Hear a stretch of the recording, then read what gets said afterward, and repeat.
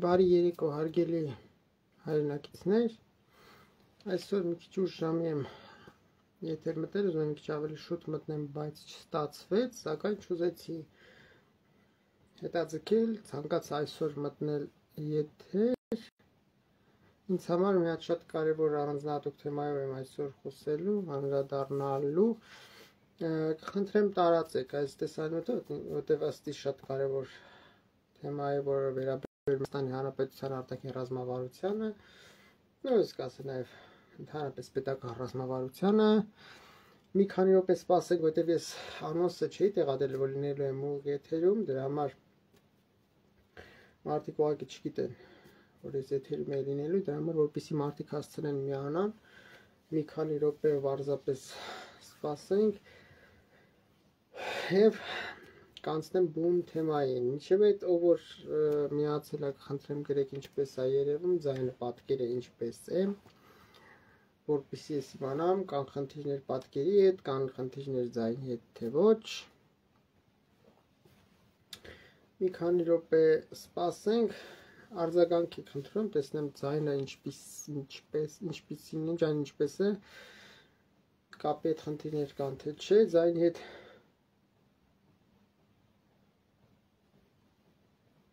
փաստերից ինչ կա նոր բան, ճիշտ ասած հարցը չհասկացա, փաստերից ինչ կա նոր բան, հարցը ճիշտ ասած չհասկացա փաստերից։ Մի քանի րոպե սպասենք, հարգելի հայրենակիցներ, կխնդրեմ եթերը կիսեք, որտեղ կարևոր թեմայի եմ անդրադառնալու, ինձ համար շատ կարևոր, շատ ոչ միայն ինձ համար, ուղիղ ամենաուշ 1 րոպեից ես կսկսեմ, 1 րոպե սպասենք 60 վայրկյան եւ ես կսկսեմ, կանցնեմ բուն թեմային։ Միշտ այդ խնդրում եմ, եթե արձագանքեք զորամասերից, զորամասերից դեռ ոչինչ չկա, նորություն չկա։ Չգիտեմ, ինչնաց խոսքը ինչ զորամասերի մասին է գնում։ 1 րոպեից ես կսկսեմ, քանի որ անոնց չի տեղադրել, պարզապես սպասում եմ մի քիչ մարդիկ միանան եւ ես անցնեմ բուն թեմային։ Եթերը կխնդրեմ տարածեք, ես ուշ ժամի եմ մտել, դրա համար մեզ չեմ կարծում որ շատ մարդ միանա, բայց ամեն դեպքում կրկնությունը, շնորհակալ եմ շատ հարգելի Մերի Ստեփանակերտ, շնորհակալ եմ հարգելի Մերի,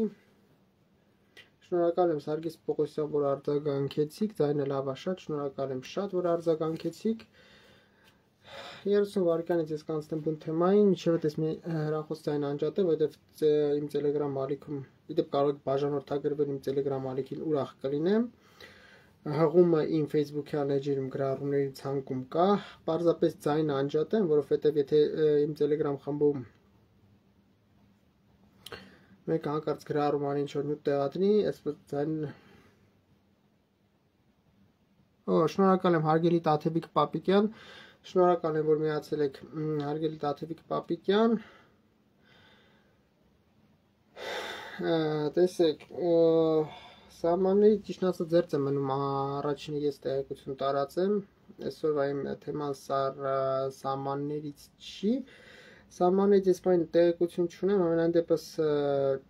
այս պայն ոնց որ թե ոչ մի նորություն չկա, ինչ որ իմ ունեցած տեղեկություն, դե պարոն Աուգանեզովային ողջունում եմ, իմ լավ Facebook-յան ընկերոջը որ միացել է, սահմաններից տեղեկություն չունեմ, չգիտեմ ինչա կատարվում, բայց ոչ մի արտառոց բան այս պայն չկա, ինչքանով որ ես եմ տեղեկացված,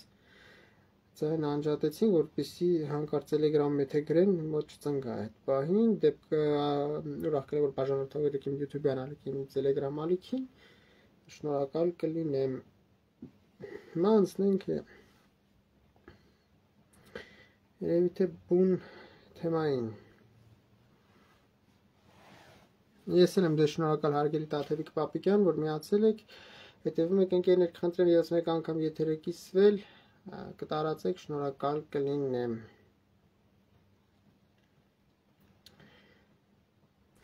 Հիմա անցնենք բուն թեմային։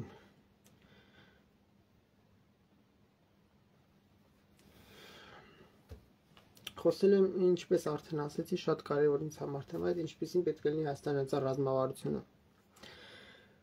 Տեսեք, մի փոքրիկ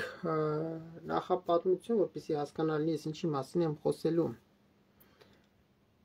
անկեղծ ասած հարգելի Սարգիս Պողոսյան, ես չգիտեմ ինչ համաճարակի մասին է խոսքում, իրոք չգիտեմ, ողջունում եմ ձեզ Անի Գրիգորյան, ջան, չգիտեմ ինչ համաճարակի մասին, անձամբ ես տեղեկություններ չունեմ, իրոք չգիտեմ, չգիտեմ։ Հիմա տեսեք, ինչ մասն է խոսքում։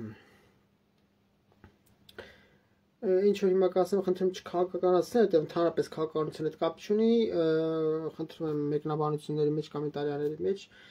չարձագանքել բուրն, ոչ պրոռուսական ռուսամետ, ոչ էլ պրոարևմտյան քաղաքական թևերին, խոսք ինչ որ եմ ասում, քաղաքականության հետ կապ չունի, խնդրում չքաղաքականացնել։ Հիմա Պարզապես ապտի ասեմ, որովհետև սա շատ կարևոր դեր է խաղալ իմ այսօրվա եթերում։ Տեսեք, մի քանի ամիս առաջ, ինչպես բոլորս գիտենք, Իսրայելի ռազմաօդային ուժերը, Իսրայելի պաշտպանության բանակի ռազմաօդային ուժերը հարվածեցին Իրանի Իսլամական Հանրապետությանը։ Նորից իմ ասում չքաղաքականացնել, բացառապես չոր փաստեր են, խնդիրը ոչ Իրանի Իսլամական Հանրապետության նվաստացնելն է, ոչ էլ Իրանի Իսլամական Հանրապետության գովելն է, ոչ էլ այն կողմին նվաստացնել կամ գովելն։ Հիմա հաշվառ ժամերի ընթացքում Իսրայելը ինչպես ես էի կանխատեսում, մանրամասն նախորդին բացատրում էի ինչ մարտավարությամբ, ինչ նյութատեխնիկական միջոցների կիրառմամբ, սպառազինության կիրառմամբ Իսրայելը ոնց հաղթահարելու եւ ոչնչացնել Իրանի Իսլամական Հանրապետության հակաօդային հակարդարային պաշտպանություն շարքից հանելու։ Այդպես էլ եղավ մի քանի ժամվա մեջ նաև ռազմաօդային ուժերը, Իսրայելի ռազմաօդային ուժերը, Իսրայելի պաշտպանության բանակի ռազմաօդային ուժերը մի քանի ժամվա մեջ ամբողջությամբ ջնջեցին, կոտորեցին, բնաջնջեցին Իրանի Իսլամական Հանրապետության հակաօդային պաշտպանությունը, հակարդարային պաշտպանությունը, զենթարթրային համակարգերը, զենթարթրային համալիրները, զենթարթրային համակարգերը ամբողջությամբ ջնջեցին, կոտորեցին, ռադիոլոկացիոն կայքեր, ամբողջ Իրանի Իսլամական Հանրապետության օդը բաց էր։ Եվ ինչ օբյեկտ գրեթե ուզեին Իսրայելի ռազմաօդային ուժերը կարող էին խոցել։ Դերեցա մի տակտիկի բան։ Որոշ ռազմաարդյունաբերության կարևորագույն օբյեկտներ խոցեցին։ Վայ, հարգելի Աննա Օգանեզովա ջան, շատ զգացված եմ, շատ։ Օ, ջեմ, ողջույններ, հարգելի Աննա Օգանեզովա ջան, շատ խորապես զգացված եմ, ձեր շնորհավորանքների ընդունված է, շատ զգացված եմ,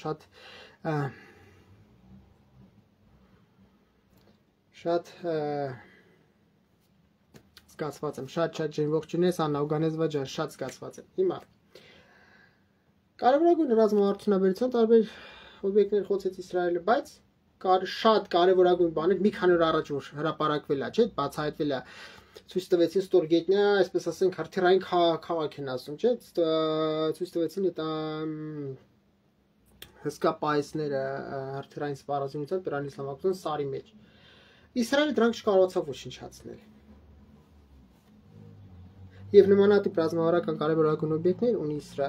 Իրանի Իսլամական Հանրապետությունը, որ չկարողացավ Իսրայելը ոչնչացնել։ Օդը բաց էր։ Իրանի Իսլամական Հանրապետության ողջ հակաօդային հակարդարային պաշտպանությունը ջնջված է ուղղակի։ Գոյություն չունի, չկա։ Թե դրանից հետո հասել է մի քանի զենթարթրային համակարգ մի մոտ միջին հեռավորության արտադրին այդ չհասցնեն իրանցիները։ Բայց հիշում եք ես իմ Facebook-յան էջում, իմ YouTube-յան ալիքում ռուսերեն էլ, հայերեն էլ եթեր եմ ունեցել։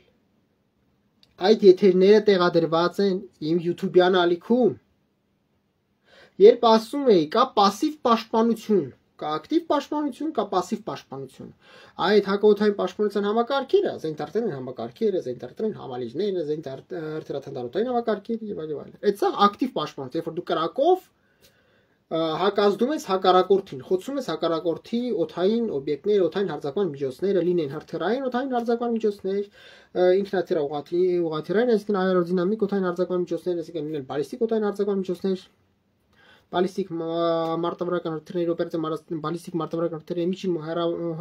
մոտ հեռավորության բալիստիկ հրթիռների միջին հեռավորության բալիստիկ հրթիռների տեսքով, լինեն աերոդինամիկ թիրախներ, թեւավոր հրթիռների տեսքով, ինքնաթիռների ուղղաթիռների անօդաչոթային հարձակման միջոցով կապ չունի։ Դա դու խոցում ես, դա ակտիվ պաշտպանությունն է։ Դու կրակես բացում, նրանց խոցում, դա ակտիվ պաշտպանություն է։ Հիշում եք, երբ որ ես ասացի Հայաստանի Հանրապետության ռազմավարությունը պետք է լինի пассив։ Ոչ միայն մենակ пассив չի, բնականաբար։ Բայց ես ասացի իրականում եթե դուք ուզում եք օբյեկտիվ գնահատական Հայաստանից փրկելով հիմնականում пассив պաշտպանություն։ Եվ մանրամասն հիմնավորել եմ շատ մանրամասն ինչի։ Դա չի նշանակում Հայաստանից հակաօթեն պաշտպանություն տենց բան չկա։ Ես չեմ ասում Հայաստանից հակաօթեն պաշտպանություն չպետք է առնի, ոչ։ Հայաստանի Հանրապետությունը պետք է կարողանա ձեռք բերի հակաօթային պաշտպանության համակարգեր, զենիթատրային համակարգեր, զենիթատրային համալիրներ, ռադիոէլեկտրոնային պայքար համակարգեր անպայման պետք է արվի։ Բայց ես ասեմ իրականում Հայաստանից պարագայում այն որ իրականում ամենագործնականը պրակտիկ դա пассив պաշտպանությունն է։ Իսրայելը մի քանի ժամվա մեջ ջնջեց Իրանի Իսլամական Հանրապետության ողջ ակտիվ պաշտպանությունը, այսինքն հակաօթային պաշտպանություն, հակարդրային պաշտպանություն, զենիթատրամակարգեր, զենիթատրային համալիրներ, ռադիոլոկացիոն կանոններ, ռադիոէլեկտրոնային պայքարի համակարգեր, пассив ռադիոտեխնիկական հետախուզման միջոցներ, հերթերաթնդանոթային համակարգեր, առանձին թնդանոթային, զենիթաթնդանոթային համակարգեր, ինչ կա ջնջեց Իսրայել, կոտորեց։ Իրանցիների մնաց մենակ թե ասենք դյուրագիր զենիթատրային համակարգեր, ՊԶՌԿ, переносной зенитно-ракетный комплекс, разве что որ ուսից արձակվում է, որ ասենք Իսրայելի գերեզոր ռազմաօթային ուժերի դեմ ոչինչ բան։ Ինչ որ է, չի կարելի ասել ոչ բանը, բայց դա։ Իրանի Իսլամական Հանրապետությունը ունի ռազմական օբյեկտներ, որոնք փրկվեցին։ Գիտեք թե փրկվեցին։ Ամբողջ օդը բաց էր Իրան, նույնիսկ եթե Իսրայելի ռազմական ղեկավարությունը որոշում կայացրել Այաթոլլա Խամենեին ոչնչացնեն, 100% իմացեք, այդ գիշեր Այաթոլլա Խամենեին չէր լուսացնի։ Ես դա ձեզ 100% երաշխավորում, որտեղ որ օդը բաց է, ինչ ուզես կարած ջնջես, ոչնչացնես, ինչ ուզես։ Բայց շատ կարևոր ռազմավարական օբյեկտներ փրկվեցին Իրանի Իսլամական Հանրապետությունում, ինչի։ Պասիվ պաշտպանության շնորհիվ։ Երբ որ մի քանի ամիս առաջ իմ YouTube-յան ալիքում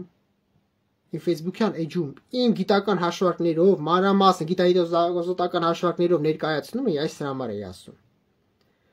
Ասում էի Հայաստանի Հանրապետություն դա պետք է, եւ Աստված տվել է մի բան Հայաստանի Հանրապետությունը, որ իմ համար միջուկային զենքից ավելի կարևոր է։ Մասսայական ոչնչացման զենքից ավելի կարևոր է։ Այսա դրան կգանք։ Իրանի Իսլամական Հանրապետությունը փրկեց պասիվ պաշտպանությունը։ Մի քանի օր առաջ Իրանի Իսլամական Հանրապետությունը հրապարակեց տեսանյութ կադրեր, որտեղ պատկերված էր սարի մեջ մի քանի կիլոմետր երկարությամբ թունելներ, որտեղ զին պահեստներ էր, հրթիռային սպառազինություն, շարած իրար հետևից գնում եւ այլ եւ այլ եւ այլ եւ այլ։ Այ որ մի 2 տարի ես արդեն ասում որ Իրանի Իսլամական Հանրապետությունը ունի նման ստորգետնյա ենթակառուցվածքներ եւ այլ եւ այլ եւ այլն, իհարկե այն ժամանակ ես գիտեի կարողացել այդ տեղեկություն հայտարարել միայն Օգավ 44 ավիաբազայի մասին։ Իրանի Իսլամական Հանրապետության ռազմաօթային ուժերը փրկվեցին Օգավ 44 ավիաբազայի շնորհիվ։ Ռազմակայանի շնորհիվ։ Իրանի Իսլամական Հանրապետության ռազմական ավիացիան, ռազմաօթային ուժերը, Իսրայելի ռազմաօթային ուժերի դեմ դա մի բան է, որը չկա, ասենք եթե օդ բարձրանային իսրայելցիները հավատացնում են ձեզ զորավարժությունների ժամանակ ավելի բարդ վարժություններ են կատարում, օթային թիրախները որցալ խոցալ եւ այլն, քանց թե ասենք իրանցիների ռազմաօթային ուժերը ջնջել, որտեղ Իրանի Իսլամական Հանրապետության ռազմաօթային ուժերը շատ հին են Իսրայելի համեմատ։ Իսրայելը աշխարհում եթե երրյակը կազմենք 100% ամենահզոր ռազմաօթային ուժերի մեջ Իսրայելի ռազմաօթային ուժը մտնում են երրյակի մեջ։ Ես չեմ նստել իսրայելական գովքան, հետո չգեք, վայ իսրայելական գործակալ, խնդիրը Իսրայելին գովելը չի։ Նորից եմ ասում, չքաղաքականացնես, զրո քաղաքական երանգ ունին եթերում։ Սա զուտ մասնագիտական հաշվարկներ են, որոնցից կախված է Հայաստանի Հանրապետության ապագան։ Չքաղաքականացնել խնդիրը Իսրայելին գովելը չի։ Փաստն եմ ուղղակի արձանագրում։ Իրանի Իսլամական Հանրապետության ռազմաօթային ուժերը, չնայած վերջերս ստացել են ռուսական կողմից 4++ սերնդի Su-35 կործանիչներ, многоцелевой истребитель бомбардировщик поколения 4++, Сухой Су-30С, Сухой Су-35, Su-35S, Сухой Су-35S, поколение 4++։ Եթե Հայաստանի ռազմաօթային ուժերը ունեն Su-30S բազմաֆունկցիոնալ կործանիչ ռմբակոծիչները, որոնք պատկանում են 4+ սերնդի, մի հատ պլյուսով։ Իրանի Իսլամական մի քանի հատ ռուսական կողմը տվել է Su-35S, Сухой Су-35S, погоди-ка НАТО фланкер E+, истребитель бомбардировщик поколение 4++, այսինքն 2+-ով, 4++ սերնդի։ Բայց ցանցից մի քանի հատ է։ Սրանք էլ որոտ բարձրան մեկը Իսրայելը 5-րդ սերնդի F-30, բայց այ ադիր գեր ժամանակակից 5-րդ սերնդի կորտանի չտեն ոչ մի չեն կարող անել։ Սրանց ուղղակի ջնջելու էին անցնեն առաջ իրանցիներին ուղղակի Իրան իսլամական ռազմաճյուղը ջնջելու են պատմության մեջ նողարկին։ Բայց փրկվեցին իրանցիները, գիտեք խի, որովհետև մի քանի ռազմակայան ունեին ավիաբազա, подземная авиабаза։ Ոնց ես մեկի մասին ես խոսել եմ, մեկի մասին ես գիտեի, տեղեկություն ես ստացել ու ճիշտ էր։ Կոչվում է Ուգավ 44։ Ուգավ 44-ը սարի մեջ փորված ավիաբազա է։ Իրանցիները առանց օդ բարձրացնելու, շնորհակալ Գևջան բարի օր, իմ լավ ընկերոջի Գևորգ Հարությունյանին ջերմ ողջույններ, շնորհակալ եմ Գևջան, որ նայում ես։ Հույսով եմ ամիշ լավ եմ ողջ Գևջան, քեզ լավ տրամադրություն։ Հիմա իրանցիներին փրկեցին, որ իրանց ողջ ռազմական ավիացիան գտնվում էր սարի մեջ։ Իսրայել չկարողացավ դա հաղթահարել, ոչնչացնել։ Այն դեպքում, որ իրանցիները սխալ էին կառուցել։ Ես Հայաստանի Հանրապետությունը առաջարկեցի ամենաունիկալ պրոյեկտ է, որ ոչ թե նրա համար, որ ես գլուխ եմ, ախր իմ մոտ սա հաշվարկած է։ Ես կարող եմ նստել Հայաստանի ողջ ռազմական ղեկավարության առաջ 1000-ի վրա ապացուցեմ, որ ես ճիշտ եմ ոչ մեկ չի, ընդու ուղի եթերում։ Ոչ մեկ, շնորհակալ եմ Հալի Աննա Մկրտչյան, խորապես զգացված եմ հարգելի Աննա Մկրտչյան, շնորհակալ եմ որ ձեր ջերմ խոսքերի համար, շնորհակալ եմ որ միացել եք։ Իմ ամեն մարդ սիրում է, չի իր ստեղծածնացի, ես ստեղծել եմ դրանից ենքով ոչ մի բան չկա։ Մանավանդ Հայաստանի Հանրապետություն մեկ-մեկնից մարդիկ ես տեսնում, որ ոնց ասեմ, մի հատ դանակ սրիչ են հնարել կամ դանակ սրիչ չէ, չգիտեմ, մի հատ խոհանոցի դանակ են հնարել, այ մենք, չէ, ես այդ մարդկանց դասին չեմ, եթե ասում եմ մի բան, իմ մոտ մասնագիտորեն միլիմետր առ միլիմետր նախագիծը ունեմ, նախագծել եմ, միլիմետր առ միլիմետր հաշվարկած ամեն ինչ։ Իրանցիները սխալ էին կառուցել։ Այսա մի քանի շաբաթ հետո, երբ որ Ամերիկայի Միացյալ Նահանգները եթե հարված են, շատ հավանական որ հարված են։ Ամերիկացիներ ունեն ավիառում, որ կարող այնտեղ ծակի հաց վերջը։ Այդ վաղ կտեսնեք ինչի է ասում իրանցիները սխալ են կառուցել։ Իրանցիները կարևորը հասկացել են սարի մեջ պետքա կառուցել, բայց չեն հասկացել ոնց պետքա կառուցել։ Իրանցիների մեջ թունելը գնում է ոնց որ գնաց, օրինակ սաղս գնացել ենք, չէ՞ բանում։ Դիլիջանի թունելը բոլորս մտել ենք, չէ՞, տեսել եք այդ թունելը ուղիղ գնում է, ուղիղ։ Իրանցիների մոտ էլ տենց գնում է պահեստը, սա շարած։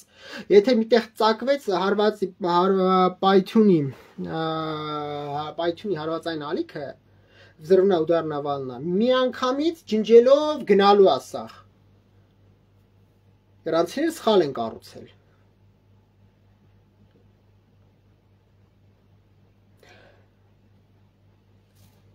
Հարավսլավիացիների շնորհիվ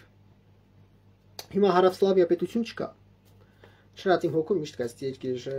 համար մեծություն է, մեծն Յոսիփ Բրոս Տիտոն, մեծն Մարշալ Տիտոն, վերջ իմ համար կա, իմ հոգում, բայց փաստացի չկա տենց երկիր։ Փլուզված է։ Հարավսլավիացիների շնորհիվ ես հիմքը հասկացա ոնց պետք է անել։ Առաջինը դա հասկացել են հարավսլավիացիները արդեն 60-ականներին, 67-70 թվականներին արդեն նրանք դա ունեին։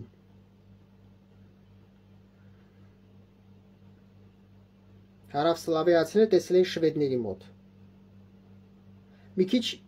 իրանքին են, որ ասում է դարաբոտելի։ Հիմքը ես տեսա նրանց մոտ, տես անկեղծ ասում եմ, հիմքը ես չեմ ֆայմել, կարող է ես ինքս մենակ ինձ մնա չֆայմի։ Ուրիշ բան է, որ ես վերցրել եմ այդ գաղափարը, հասցրել գեր կատարելագործության, որը ունակ է միջուկային զենքի ու հարվածին դիմանա։ Եթե ամենայն իմ մոտ նորից եմ ասում, սա մանրամասն հաշվարկները,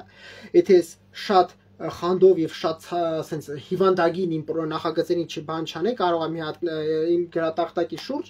նստեի այդ ցույց տայի ինչի շնորհիվ եւ ոչ մի գիտնական չէր կարող դրա այդ վիճեր ինչի շնորհիվ իմ հարվածային ալիքը չի կարող հասնի հիմնական գալերի իմ մոտ բաժանված է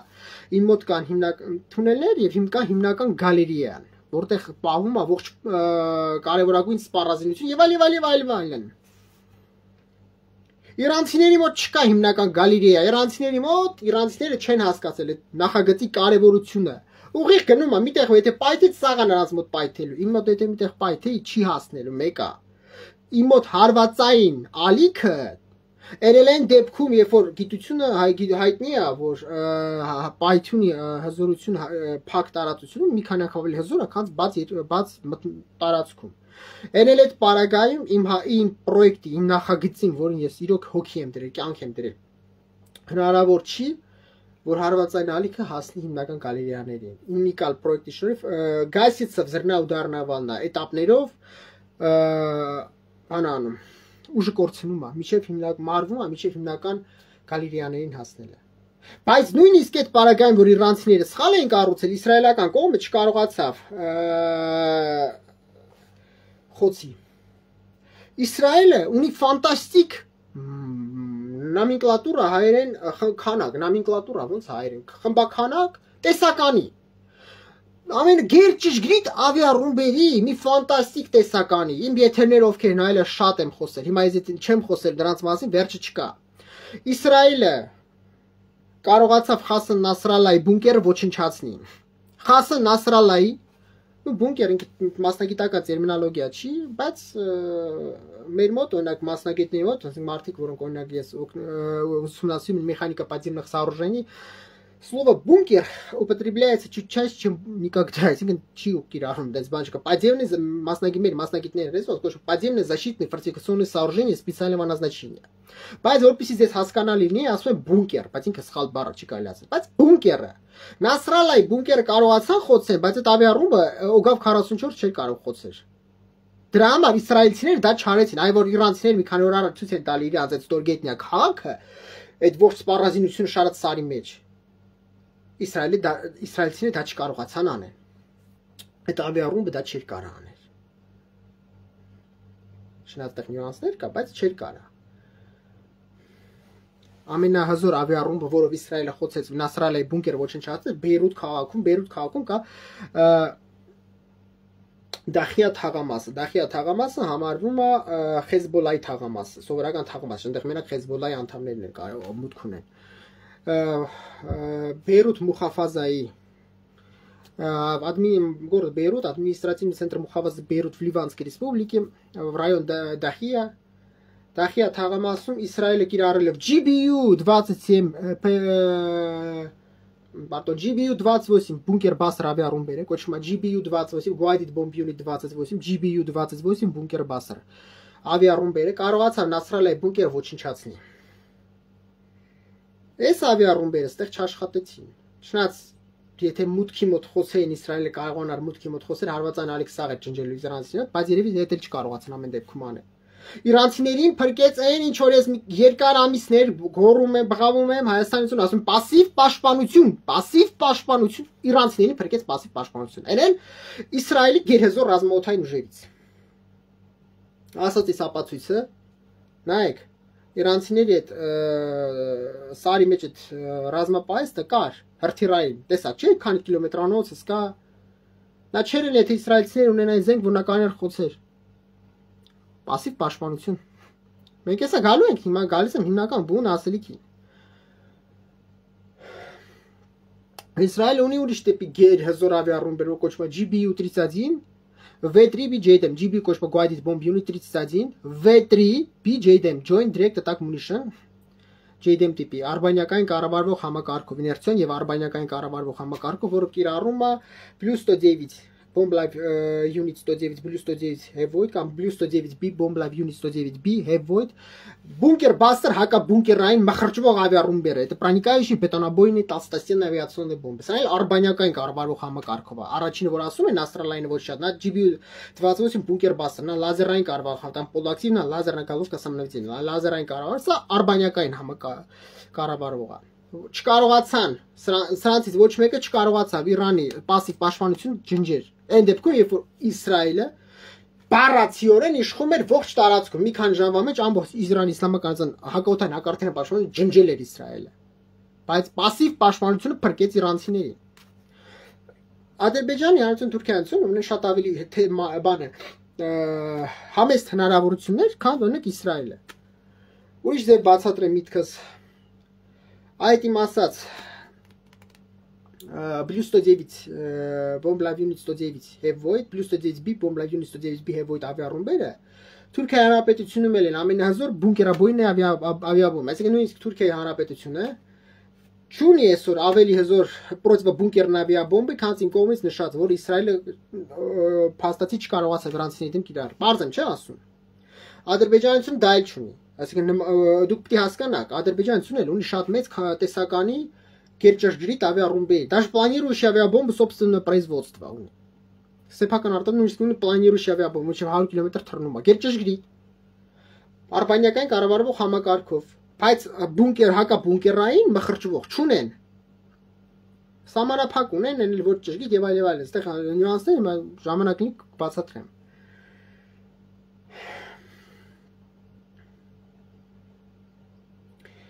Եվս մի բան ու անցնում ենք հիմնական բուն թեմային, չեմ չարաշահել ձեր համբերությունը։ Ուղղակի ես միշտ սիրում եմ հիմնավոր խոսեմ, դրա համար թվում է թե հերվից եմ գալի, բայց հերվից չեմ գալի։ Այսօր ինչի է ամբողջ աշխարհում մեջ աժիոտաժ։ Հիշում եք 2 տարի առաջ իմ ուղ եթերը, որ ասում է Ամերիկայի Միացյալ Նահանգների ամենահզոր ավիառումբերը, կոչվում է GBU-57, Guided Bomb Unit 57, GBU-57 MOB, Massive Ordnance Penetrator ավիառումբերն են, հակաբունկերային, բունկերաբոյն, բետոբունկեր-բաստր, հակաբունկերային ավիառումբերն են։ Սա աշխարհի ամենահզոր հակաբունկերային ավիառումբերն են, գերճշգրիտ, իներցիոն եւ արբանյակային կառավարման համակարգ ունեցող, որից ավելի հզոր բան այսօր աշխարհը չի տեսել։ Սրա у него проникающая способность 61 метр։ Սա լավագույն դեպքում կարող մխրճվի, օրինակ, железобетонные укрытия, итог լավագույն դեպքում 61 մետր կարող խորանա ընդամենը։ Շատ հզոր 8 տոննայից ավել պայթուցիկ է կրում։ Մասը взрывчатый вещества более 8 տոնн։ Այսօր որ իմ եթերը ովքեր նայել են,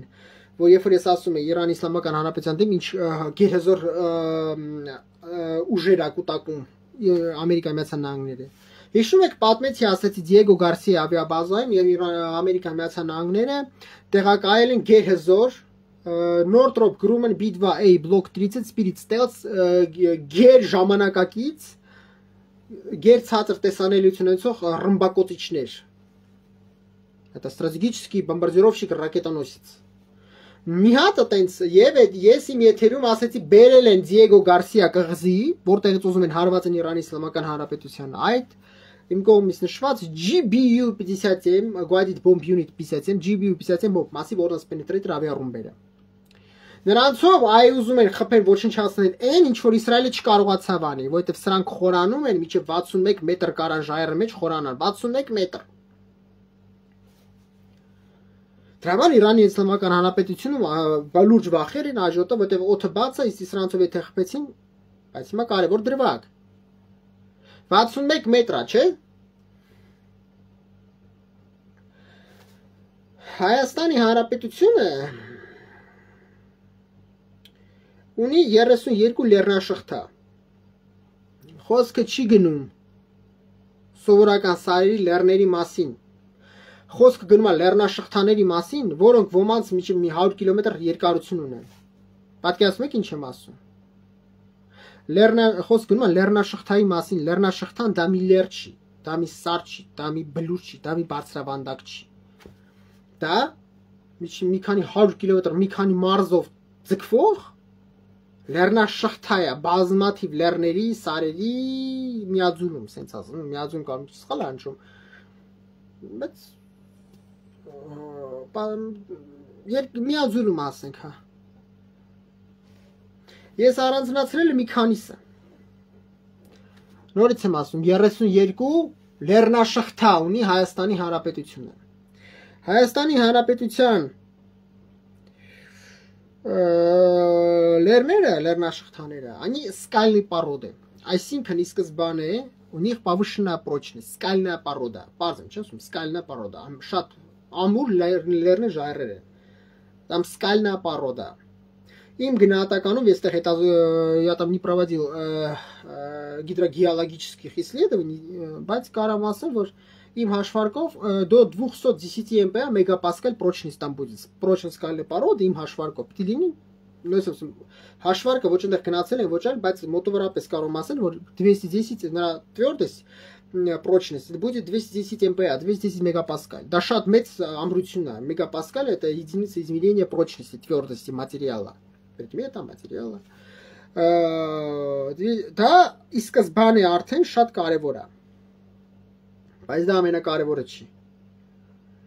Հիշեք, Իրան Իսլամական Հանրապետությանը, որ վախացրել են ավիառումբերը, 61 метр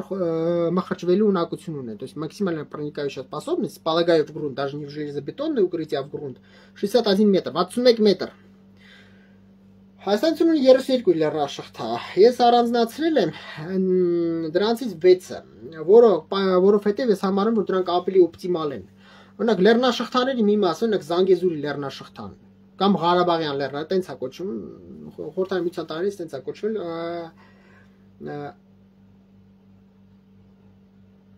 նրանք ունեն ընդհանուր շփման գիծ Ադրբեջանի Հանրապետության հետ եւ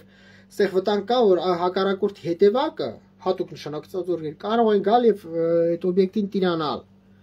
Չես մտնել զորալն է, բայց ինչ որ է վտանգ կա։ Դրա համար սա բացի դրանից ես երբ որ իմ 6 հատը լեռնաշղթան առանձնացրեցի, ես руководствовался եմ, ես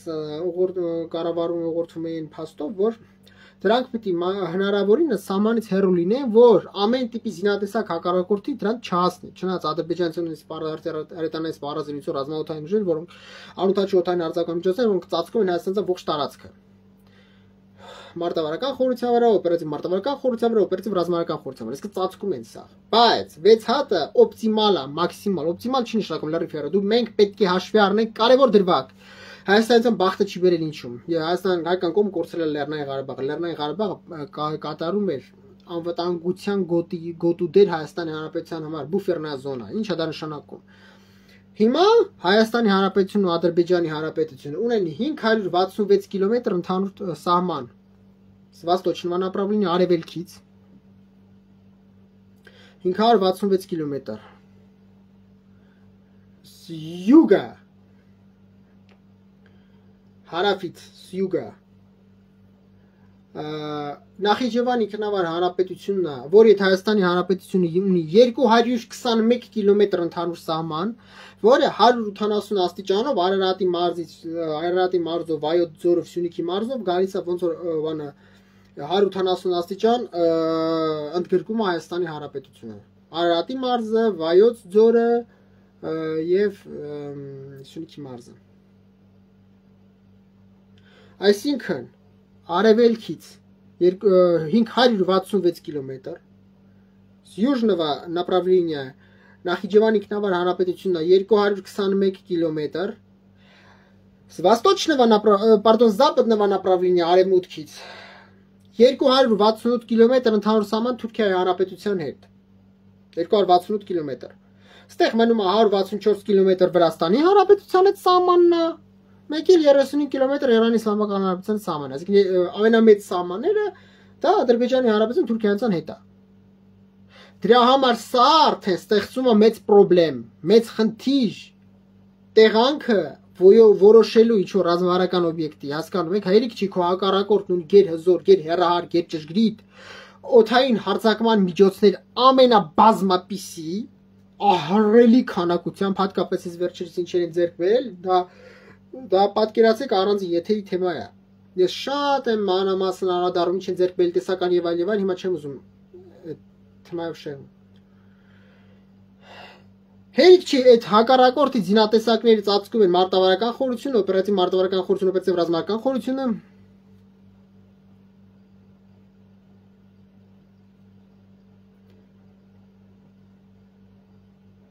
Մի հատ էլ հակառակորդդ երեք կողմից քեզ սեղմել է փաստացի, բայց սեղմել անես որ ամբողջ տարածքը վերցրել է նշանառության տակ։ Նորից 566 կիլոմետր с восточного направления, общая граница Азербайджанской республики, այսինքն արևելքից 566 կիլոմետր, հարավից 221 կիլոմետր Նախիջևանի ինքնավարություն 180 աստիճան, արևմուտքից 268 կիլոմետր Թուրքիայի Հանրապետության հետ սահմանն է։ Եթե գոնե Թուրքիայի Հանրապետությունը չլներ, կարելի էր ասել Շիրակի մարզը կա, չնայած մեկ ասախ ծածկում են, բայց ինչ որ է, էլի ինչ որ մի ձև կարելի էր ասել Անի Պեմզան, կարելի էր ասել Արագատի ուղի վերջը, եթե Թուրքիայից ինչ ենթադրենք լինել Իրանի Իսլամական Հանրապետություն, այդ սահմանի լեռնաշղթաները լեռներ կարելի է չնայած այնտեղ հիմնականում հարթավայրը Թուրքիայի Հանրապետության ուղղությամբ, որոշ տեղեր մեկը հարթավայրը, բայց ինչ որ է, կարելի էր այդ կողմի վրա մտածել։ Բայց չկա այնտեղ էլ Թուրքիայի Հանրապետություն, այսինքն հակառակորդի թերթեր արետանային զորքի ռազմաօդային ուժերը ծածկում են սա։ Հետևաբար 32-ից ես կարող եմ առանձնացնել 6-ը։ Առաջինը Բազումի լեռնաշղթանա, Փամբակի լեռնաշղթանա, Գեղամի լեռնաշղթանա, Վարդենիսի լեռնաշղթանա,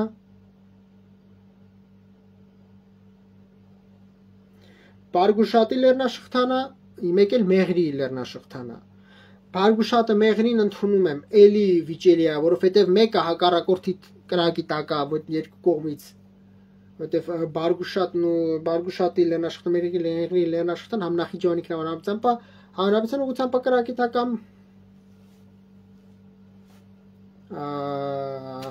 հենց բուն Ադրբեջանի կողմից է արված է, բայց ինչ որ է լեռնաշղթա է, որը կարող է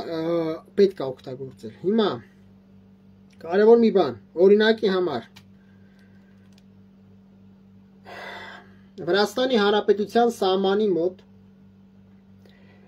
կա Աչքասար լեռը։ Աչքասար լեռի մի մասը ընկնում է Շիրակի մարզը, մի մասը Լոռու մարզը։ Աչքասար լեռի բարձրությունը 3196 մետր է։ 3196 մետր։ Հիշում ենք, որ Ամերիկայի Միացյալ Նահանգների ռեկորդակիր ավիառումբերի մխրճվելու ունակությունը պրանիկայющая способность 61 մետր է։ 61 մետր։ Այս սարի բարձրությունը, օրինակ Աչքասարը 3196 մետր է։ Ու սարն էլ այնքան մեծ է, խոսքը ոնց ասեմ, որ իր ամբողջ երկարությունը ինքը մի մասը Շիրակի մարզում է հայտնվում, մի մասը հայտնվում է Լոռու մարզում։ 3196 մետր Աչքասար սարն է, որը ես համարում եմ քիչ թե շատ օպտիմալ խորություն, մի քիչ Թուրքիայի Հանրապետությունից հեռու, մի քիչ Ադրբեջանի Հանրապետությունից հեռու։ Չնայած ցածր հասկանում, որ իրենց օդային արձակամիջոցները ծածկում, բայց ինչ որ է։ Ուրասար լեռը 2992 մետր բարձրություն, որը գտնվում է Բազումի լեռնաշղթայի ամենաբարձր կետն է։ Բազումի լեռնաշղթայի ամենաբարձր կետը կոչվում է Ուրասար լեռը, որում 2992 մետր բարձրություն։ 2992 մետր բարձրություն։ Դա Բազումի լեռնաշղթայի ամենաբարձր կետն է։ Փամբակի լեռնաշղթայի ամենաբարձր կետը համարվում է Թեժ լեռը։ Թեժ լեռն ունի 3101 մետր բարձրություն։ Փամբակի լեռնաշղթայի ամենաբարձր կետը Փամբակի լեռնաշղթայի ամենաբարձր կետը Թեժ լեռն է։ Թեժ լեռը ունի 3101 մետր բարձրություն։ Այսինքն հասկանում եք, չէ՞ որ եթե սա եսա վերջում կասեմ, չեմ ուզում շեղվեմ։ Չատին սարը, որը գտնվում է Տավուշի մարզում, ունի 4 կիլոմետր 90 մետր բարձրություն, 4090 մետր բարձրություն, 4090 մետր բարձրություն, 4 կիլոմետրից ավել 4090։ Այդ 90-ը կարող է ամերիկյան ավիառումբերի համար խնդիր է։ Հա, չնայած 90-ի պարագայում, եթե ընդամենը 90 մետր էր, պատադիր չէր, միջև վերջ ճեղքեր սարի մեջ պայթեր, դա արդեն հարցերը կլուծեր, բայց ամեն դեպքում ամբողջությամբ նույնիսկ չի կարող 90-ը ծակի, 61 մետր է մխրճվելու ունակությունը, ստեղ սարի բարձրությունը 4090 մետր է, 4090 մետր, որ կոչվում է կներեք 2044 մետր է, Չատին սարի բարձրությունը, կներեք խառնեք Չատին սարի բարձրությունը 2244 մետր է, որը Տավուշի մարզում է գտնվում, բայց դե մեկ է 2244 մետր է։ Այ կակրաս Արագած լեռը կակրաս 4090 մետր է, այդ կներեք խառնեցի, այ Արագած լեռը Արագածի բարձրությունը 4090 մետր է, չնայած որոշ տվյալներով 4091 մետր է, բայց ըստ խորհրդային տվյալների 4090 մետր է, այս ժամանակակից հաշվարկների 4091 մետր է, 4091 մետր է Արագածը, 4091 մետր, 4 կիլոմետր, այսինքն չնայած որ Թուրքիայի Հանրապետությունից շատ հեռու չի, բայց Արագածի մակերեսը երբ որ նայում ես, ինքը Երևանի մակերեսից շատ է։ Երևանի մակերեսը 221 կիլոմետր է։ 221 կիլոմետրից շատ է ձգվում Արագածի մակերեսը։ Արագածի մեջ կարելի է մի ամբողջ ենթակառուցվածքներ կառուցել։ 4091 մետր, մի հատ էլ որպեսի սխալմունք չլինի, Տավուշի մարզում Չատին լեռը, երբ որ ես ասում եմ 2244 մետր, այո Արագածի բարձրությունը 4090 մետր, 4090 մետր է, որոշ տվյալներով 4091 մետր է, այդ Արագածն է։ Գալիս են Գեղամի լեռնաշղթա, որը գտնվում է պայմանական, Աբովյան, պայմանական Աբովյան քաղաքի ու Սևանի արանքը պայմանական եմ ասում, ինքը շատ երկար լեռնաշղթա է, որ մինչև Վարդենիսի լեռնաշղթա հասնում է։ Գեղամի լեռնաշղթան, որի ամենաբարձր սարը կոչվում է Աժդահակը ունի 3597 մետր բարձրություն, 3597 մետր բարձրություն։ Համարում է օպտիմալ հեռավորություն Ադրբեջանի Հանրապետությունից, օպտիմալ հեռավորություն Թուրքիայի Հանրապետությունից, օպտիմալ հեռավորություն Նախիջևանի Ինքնավար Հանրապետությունից։ Այո, հակառակորդը ունի ահռելի քանակությամբ զինատեսակում, մեկը շատ հանգիստ կարա հասնի, ամբողջ տարածքն է երկրի ծածկում, բայց ստեղծված բարդ դժվարագույն պայմաններում ես ստիպված եմ ընտրեմ նրանից ինչ որ կա, ասում եմ, վիբրացիա особо не из чего։ Դրա համար ինքը համարվում է համեմատաբար, նույնիսկ ես կասեմ, ոչ թե օպտիմալ, այլ համեմատաբար օպտիմալ հեռույա Նախիջևանի Ինքնավար Հանրապետությունից, համեմատաբար օպտիմալ հեռույա Թուրքիայի Հանրապետությունից, համեմատաբար օպտիմալ հեռու Ադրբեջանցի հիմնական տարածքից։ Հիմա Աժդահակ լեռնա Գեղամա լեռնաշղթայի ամենաբարձր կետն է, որ ունի 3597 մետր բարձրություն։ Ներքև իջնում ենք Վարդենիսի լեռնաշղթանը, որտեղ կա Վարդենիս լեռը, որ ունի 3522 մետր բարձրություն, 3522 մետր բարձրություն, իսկ ամերիկյան այդ գերհզոր ավիառումբը հակաբունկերային նա իր 61 մետր մխրճվելու ունակությամբ սկի ոնց ասեմ, սկի առանձնապես վնասել չի հասցնելու։ Իսկ իմ ունիկալ պրոյեկտի շնորհիվ իմ ունիկալ պրոյեկտը այնպես եմ ստեղծել, որ ունակա սեյսմիկ ցնցումներին դիմանա, սարի մեջ որ պայթեց ինքը ցնցում լինելու է, արհեստական երկրաշարժի էֆեկտ լինելու է, բայց իմ ողջ ենթակառուցվածքը հոսանքամատակարարումն է, ամեն ինչն է։ Այդ չեմ ասում ռազմամթերքի պահելն է, ամեն ինչը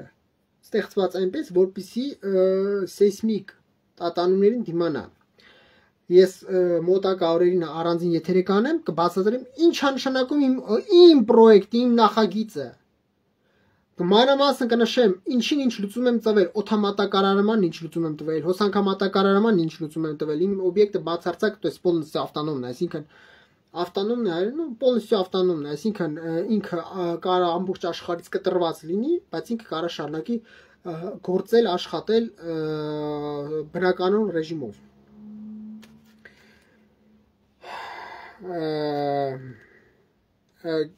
Գեղամա լեռնաշղթայի ու Վարդենիսի լեռնաշղթայի մեջ կա եւս մեկ սար 2946 մետր բարձրությամբ։ Մեկ էլ Տավուշի մարզում կարելի է առանձնացնել Մուրղուզ լեռը 2993 մետր բարձրություն, բայց ինչի Մուրղուզ լեռը վերջինը թողեցի 2993 մետր բարձրությամբ, որտեղ Մուրղուզ լեռը կամ Մրղուզ լեռը, օրինակ Տավուշցիները ասում են Մրղուզ։ Նագին պապը միշտ այդ լեռանը ասում էր Մրղուզ լեռ։ Ну, Մուրղուզա կոչվում այդ լեռը։ Ինչ այդ լեռը ինքը համեմատաբար մոտ է ամեն դեպքում հակառակորդի սահմանին եւ կա վտանգ, որ հակառակորդը հետևակը կարող է, որ ասում թեկուս հատուկ նշանակության ուժերի կիրառմամբ շատ շապատել այդ օբյեկտը, բայց ամեն դեպքում Մուրղուզ լեռնել ենք հաշվի առնում։ Հիմա այս ողջ լեռների մեջ կարելի է ստեղծել իմ կողմից մատնանշված ենթակառուցվածքները, որոնք բազմապիսին առաջինը պահեսներն են։ Դա թույլ կտա Հայաստանի Հանրապետությանը ողջ սպառազինությունը, ողջ ռազմամթերքը, կարևորագույն ռազմաքսուկային նյութերը տեղակայել իմ կողմից մատնանշված օբյեկտներում։ Նորից եմ ասում, Իսրայելը, որ Իսրայել է, Իսրայելը չկարողացավ իրանական ստորգետնյա օբյեկտները խոցել եւ ոչնչացնել։ Որտեվ սարի տակ են։ Այն դեպքում, երբ որ նորից եմ կրկնում, իրանցիները սխալ են կառուցել։ Այս մի քանի շաբաթ հետո ամերիկացիները կխփեն այդ ավիառումով սկզբի մասը կճեղքեն։ Ամբողջ ջնջելով կգնա, ինչի համար սկզբի մասը, ես կբացատրեմ։ Սարերը հիմնականում լեռներ ունեն։ Ես մի քիչ պրիմիտիվ կբացատրեմ, բարի երեկո Անդրանիկ Եսայան, ես մի քիչ պրիմիտիվ կբացատրեմ, բայց հիմնականում պատկերացրեք sense Երանկյունի բուրգատեփ բանը։ Երբ որ ես ասում եմ, օրինակի համար Արագածը ունի ամենաբարձր կետը 4090 մետր, որոշ տվյալներով 4091 մետր, կլոր ասում եմ 4090 մետր բարձր, դա ամենագագաթն է։ Բայց նա Երանկյունը նման իջնում է, ինչքան իջնում է, այնքան այդ բարձրությունը կրճատվում է։ Բայց նույնիսկ այն ամենակրճատ, բայց ու ինչքան որ ասում եմ մուտքը իմ օբյեկտների միշտ պիտի լինի հարթավայրից։ Հետևաբար ամենախոցելի մասն է, բայց կարևոր դրվագ նորից եմ կրկնում։ Իմ պարագայում, երբ որ այդ ամենախոցելի մասը այդ սկզբի մասը հարթավայրից է մուտքը լինում, հարթավայրը ծածկված չի, հարթավայրը սարով պաշտպանված չի, սարի մարմնով պաշտպանված չի այդ մասը, որտեղ հարթավայրը եւ սարի այդ սկիզբը ինքը ամենակիչ հաստություն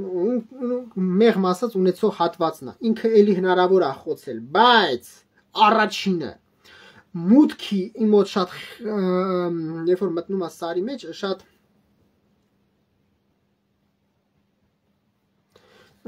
արմատներով Տավուշի շրջանից եմ արմատներով Իջևանից արմատներով մի մասը արմատներով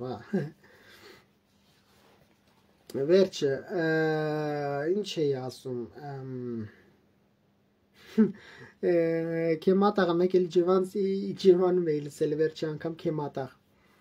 իմ որ պապից ընդորում Քեմատաղ մեկ ինքն ասում Քեմատաղ դա համար է Տավուշի Քեմատաղը տեսա մոռացա ինչ էի ասում վերջ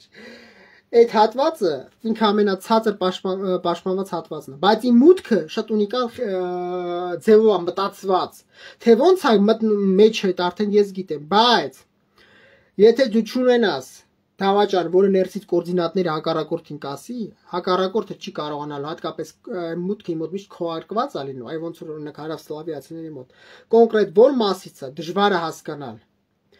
Ճշգրիտ կետը չիմացա չես խոտ, եթե մեջի դավաճան չունեցար, որ այդ կոորդինատները կասի, x, y, z շրտա դելգետա վսատանադուրովնի մորե, հակառակորդ կարող չիմանալ։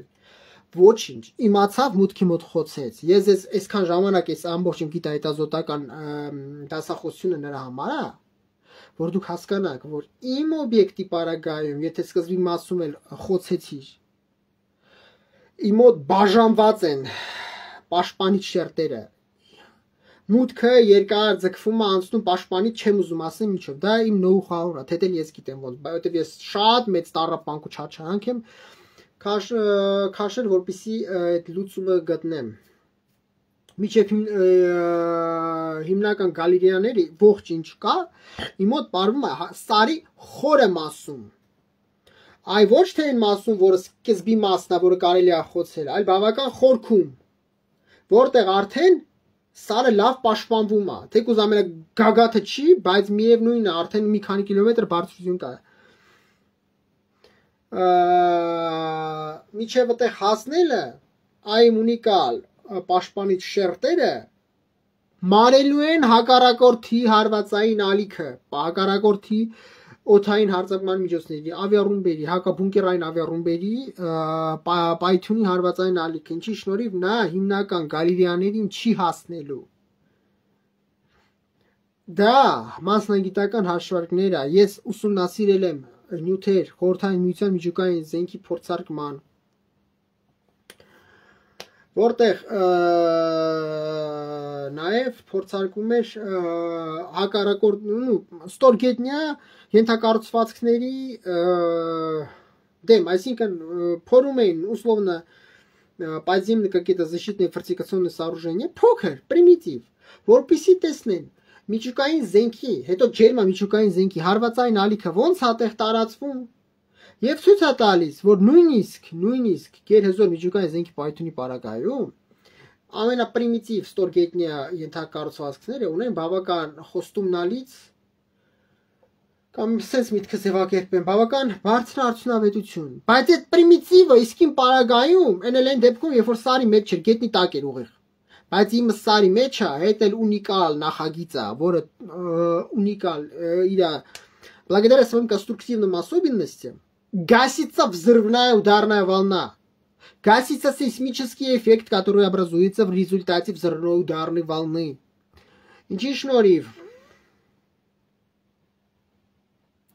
ոչ հարգելի Գորգ Վարդանյան երբեք չեն դիմել հələ հակառակը ես եմ բազմաթիվ անգամ դիմել սպառազինություն արդիականացման ծրագրերով երբեք լսող չի եղել սա իրականություն է իմ եթերերում շատ եմ ասել արդ կլինի էլի կպատմեմ հիմա բայց երբեք չեն դիմել հələ հակառակը ես եմ դիմել լսող չի եղել հիմա ինչ եմ ուզում ասել Հայաստանի Հանրապետության բախտը բերել է լեռնաշղթաներով բերել է նրանով որ ռելիեֆը Հայաստանի Հանրապետության, Հայաստանի բնությունը կոմպենսացնում է շատ բաներ, այս բնությունը կոմպենսացնում է շրջափակման մեջ լինելը, այս բնությունը թույլ է տալիս քեզ սրա հիման վրա ստեղծես ասիմետրիկ մարտական գործողություններ վարելու ռազմավարություն, թույլ է տալիս քեզ նիվելիրովեց, հայերեն ոնց է նիվելիրովեց, նվազեցնես քո շատ, այսպես ասենք, մինուսներ, դու չունես շատ նյութատեխնիկական հնարավորություններ, դու ունես սահմանափակ կենդանի ուժ, այսինքն զինծառայողների թիվը, բնակչության թիվը սահմանափակ է, դու շրջափակման մեջ ես, դու չունես դաշնակիցներ եւ այլն, բայց այս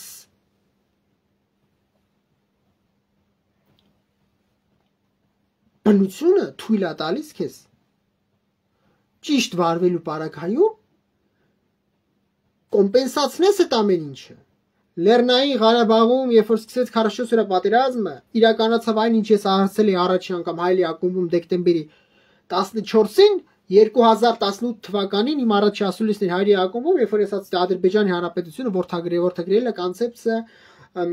внезапного обезоруживающего удара, потом вторая концепция бесконтактная война, անապուն պատերազմի կոնցեպցիա։ Ինչ է դա նշանակում։ Առաջի ժամերում, առաջի մի քանի ժամվա մեջ ադրբեջանական կրակից, Ադրբեջանի Հանրապետության հրթիռահրետանային կրակից, փողային քարշակվող հաուբիցներից, քարշակվող թնդանոթներից, քարշակվող հաուբից թնդանոթների կրակից, ռեակտիվ կրակի համազարգային համակարգերի կրակից, ականանետային համակարգերի, ականանետիկ եւ ականազին ականանետային համակարգերի կրակից, խոշոր տրամաչափի ռեակտիվ կրակի համազարգային համակարգերի կրակից, մարտավարական հրթիռային համալիրների կրակից, օպերատիվ մարտավարական հրթիռային համալիրների կրակից հետո թեւավոր հրթիռների ավիացիոն օպերատիվ մարտավարական թեւավոր հրթիռների կիրառումից հետո հայկական կողմը ինքնագնաց հրետանային կայանքների կիրառումից հետո հայկական կողմի Լեռնային Ղարաբաղի պաշտպանության բանակի նաև հայաստանյան զինված ուժերի նյութատեխնիկական ռեսուրսների հրամանատարական կետերի զինպահեսների մեծ մասը ոչնչացվեց միջև հայկական կողմը կհասցներ սրանք ցերեկ մարտի մցներ Միջև հայկական կողմը պահեստից կաներ, սա ոչնչացել է մի քանի ժամից հայկական կողմը մնացել է առանց սպառազինության, հայկական կողմը մնացել է առանց ռազմամթերքի պահեստների։ Խորապես զգացված եմ Հարգելի Աննա Գրիգորյան ջան, խորապես զգացված եմ, շնորհակալ եմ Հարգելի Աննա Գրիգորյան ջան։ Հայկական կողմը հաշված ժամերում 44 օրյա պատերազմի ժամանակ մնացել է առանց վառելիքակսուկային նյութերի, առանց հարավատարական կետերը խոցվել, հարավատարական կետերը խոցվելուց հետո Լեռնային Ղարաբաղի պաշտպանության բանակը հայցած զինված ուժեր շատ ստորաբաժանումներ մնացել են առանց կենտրոնական ղեկավարման, մնացել են դարել են ռազրոզնիեննիկա կիտատրա, դարել են ինչ որ ջոկատներ, այլ ոչ թե կազմավորված զինված ուժեր։ Զինտեխնիկայի մեծ մասը թնդանոթային հիմնական մարտական տանկեր, հրթիռաթնդանոթային հիմնական մարտական տանկեր, տվակի մարտական մեքենաներ, զրապատ փոխադրիչներ։ Մեծ մասը ոչնչացվել է, միջև հայկական կողմը տեղից կհաներ, հայկական կողմի փողային ռեակտիվ հրետանին ոչնչացվել է, ռազմատերքը ոչնչացվել է, միջև հայկական կողմը կհասցներ գործի դնել այս ամեն ինչը։ Որովհետև Հայաստանի Հանրապետությունում, Հայաստանի զինված ուժերում, Լեռնային Ղարաբաղի պաշտպանության բանակում չկար пассив պաշտպանություն, ինչ կար բաց երկնքի տակ, ընդ որում ես միշտ ապշում եմ, էլի, որովհետև ադրբեջանական շատ կայքերում, սոցիալական կայքեր, որոնք ունեն ռազմական ուղղվածություն։ Ես դա այն զորամասի լուսանկարը դնում եմ, դա բաց տեղեկատվություն, ինչ որ ասում, դա նորություն չի։ Ես դա տեսել եմ, կարող եմ ասել, վկոնտակտի կայքում, կայք վկոնտակտիա կոչվում ВКонтакте уже одноклассники, Facebook, это ВКонтакте. ВКонтакте տարբեր կայքեր կային, տարբեր մի քանի։ Որտեղ сообщество էլի ադրբեջանական զինված ուժերի։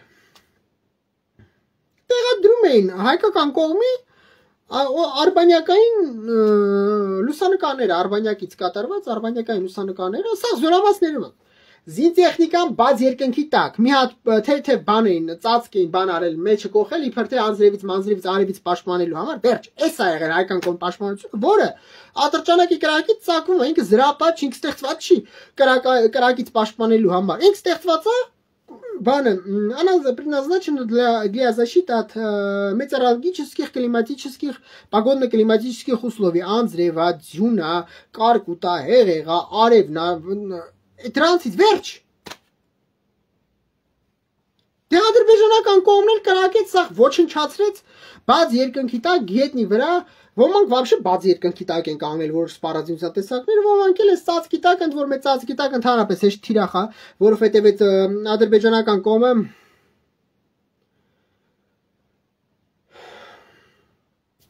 ադրբեջանական կողմը արդեն ռուսանկարից գիտես, ծածկի տակ է սրանց պայսն, արդեն դա մի ամբողջական թիրախ է դիտարկվում։ Եթե էլ բաց երկրտակ մի քիչ շատ կարող ծրված լինի, սա էլ вообще բաց թեթև որը զրապատ պահես չի, ծածկա, պահես, это не укрытие, укрытие հայերեն չգիտեմ ոնց է, укрытие ոնց է հայերեն, տապստար, короче, ни укрытие, ни убежище, ոչ, ни это даже не укрытие, ընդհանրապես ծածկա, եղանակային անբարեն պաշտպանելու համար, վերջ, նկարակից ստեղծելու համար, պաշտպանելու համար, ստեղծված չի, իսկ ադրբեջանական կողմը դրեց ջնջեց, մի քանի ժամ մեջ հայկական կողմը արդեն ոչ մի բան չուներ, տեղից հայկական կողմը մտել է պատերազմի մեջ, թաքստոց, այո, շատ շնորհակալ եմ Գոր Վարդանյան, այո, թաքստոց, չնայած թաքստոցը երևի убежище, укрытие, ну, легче, հիմա հայկական կողմը մտել է պատերազմի մեջ, զիջելով հակառակորդի նյութատեխնիկական մարդկային ռեսուրսները, հակառակորդը այս են ժամանակ ասում ռազմական հավասարակշռությունը բալանսը խախտված է։ Այն սպառազինությունը նրանք էին ձեռք բերում ամենատարբեր երկրներից եւ այլ հայկական կողմը մտել է անհավասար պատերազմի մեջ, նրանք ունեին այդ առավելությունը։ Փոխանակ մտածեին, երբ որ ես երկար տարիներ գոռում էի ասիմետրիկ 2013 թվականից առաջարկում նախագիծ ասիմետրիկ մարտական գործողություններ վայրով էր լսում, ոչ մեկ չէր լսում։ Հերիք չի հակառակորդի հետ մտել ես անհավասար պատերազմի մեջ, մի հատ էլ մի բան որ կարա իրանես չես արել, քո զինտեխնիկան կանգնացրել ես, բազիկնակը խփել ոչնչացրել են։ Իմ պարագայում իմ նախագծեր իրականացնելուց հետո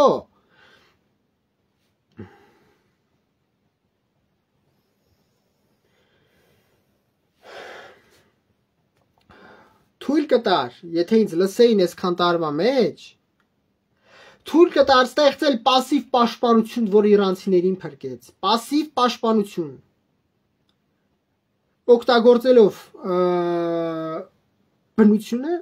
լեռնաշղթաները, այս լեռների մեջ ադրբեջանական կողմը նախ չէր իմանալու, այդ լեռան որ մասում է, ընդ որ մեղ թունելներ է գնում, որտեղով է թունել, չէին իմանալու։ Եթե դավաճան լիներ հայկական կողմի մեջ, որ այդ ամեն ինչ հայտներ ադրբեջանական կողմին, միևնույն է, չէին կարողանալու խփեն ոչնչացնեն Ադրբեջանի Հանրապետությունը ամենահզոր զինատեսակը, որ ունի մխրճող հատկություններ, որ կոչվում է օպերատիվ մարտավարական հրթիռային համակարգ, որը կոչվում է LORA, Long Range Artillery, Long Range Artillery Missile, Long Range Attack Missile, Long Range Artillery, սա իսրայելական օպերատիվ մարտավարական հրթիռային համակարգ է, որ ունի 430 կիլոմետր հեռահարություն։ Ունի երկու տիպի մարտագաղթիկ, մեկը բեկորաֆուգասային 400 կիլոգրամ վերգետնյա թիրախները խոցելու համար, մյուսը 600 կիլոգրամանոց մարտագաղթիկ, ախիա 600 կիլոգրամ, որովհետև անա տաստաստեննը պատեր այդ մարտագաղթիկի հաստա, որ հարված կարողանա բետոնապատ, ну, железобетонное укрытие пробить կամ скальную породу пробить եւ խորանա մխրճվի գետնի տակ պայթի։ Սովորական մարտագաղթիկը 400 կիլոգրամանոց բեկորաֆուգասային, նա ստեղծված է վերգետնյա թիրախները ոչնչացնել, եթե նա փորձես սարը ոչնչացնես, զրոյացել դնես, պայթուցիչ դնես կոնտակտный замедленного действия, մի անգամ այդ չպայթի замедленного действия, մարտագաղթիկը կջարդվի։ Երկրորդ տիպը 600 կիլոգրամանոց, նա թույլ է տալիս ճեղքել, որտեղ տաստաստենն է ավելի ամուր է, նա как раз զրոյացել կոնտակտным замедленного действия, առաջինը կոնտակտным замедленного действия, կպավ թե չի պայթում է,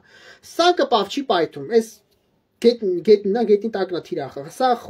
մխրճվում է մեջը, գետնի տակ խորանում եւ տակը պայթում։ Այսա ադրբեջանցիական ամենազոր զինատեսակն է, որ ունի մխրճվող ունակություն, բայց սա չէր կարողանալու իմ օբյեկտը ոչնչացնել, եթե մուտքը ոչնչացներ, մուտքը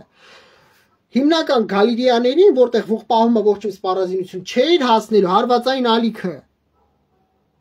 Հետևաբար, իսկ զինատեսակներ ադրբեջանական կողմը համեմատաբար քիչ ունեն, շատ ունեն, բայց նմանատիպ կրակի համար համեմատաբար քիչ ունեն նրանք պետք է կոնկրետ իմանան ինչ են այս խուդաֆերինի կամուրջը այս օպերա իմ կողմից այն այդ մատնանշած այդ օպերացիա մարտական դրան համակարգով է խոցել տեսակ չէ գետ ճշգրիտ է ճշգրիտ կամուրջը ոչնչացնի դրանց պետք է կոնկրետ իմանան ինչ են խոցում то есть поражать заранее разведывательные цели սենց սարին դնես անընդհատ խփես գեր թանկարժեք մի քանի միլիոն դոլարար արժեքությամբ ամեն օպերացիա մարտական բալիստիկ արտերը մի քանի միլիոն դոլար արժի չեն կարողանալ ուզում է 100 հատով էլ խփեն մեկը անիմաստ է չես կարողանալ դու այդ սարը ոչնչացնես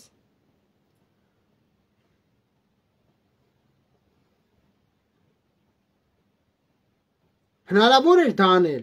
երկրորդ տիպը ադրբեջանական կողմի գերհզոր սպառազինի կոչվում է թևավոր հրթիռների դիսկով, հա, մխաճով մարտագլխիկը, որը կոչվում է թուրքական թևավոր հրթիռներ են։ Ադրբեջանական կողմը երկու տիպի ունի՝ Սոմ B1, որը ունի բեկորաֆուգասային մարտագլխիկ վերգետնյա թիրախները խոցելու համար։ Երկրորդը կոչվում է Սոմ B2։ Սոմ թուրքերեն ապահովում է, որ թուրքերեն կոչվում է Սաթ Աթլան Օրտա Մենզիլի Մուհիմադ Լիստենդով Մուհիմադ Սենդով Մուհիմադը Ստենդով Մուհիմադ Սերֆյուզեսի Լիստենդով Միսով